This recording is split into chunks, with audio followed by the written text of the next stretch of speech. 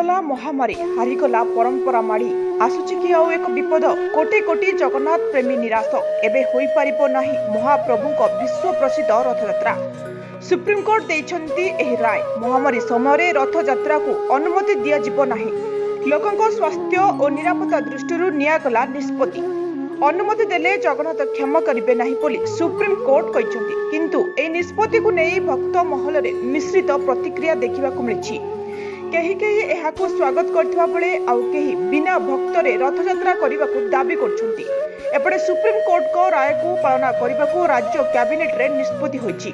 जाजपुर जिल्लारू तुषारकांत ओझा को रिपोर्ट, ओडिशा खबर 27।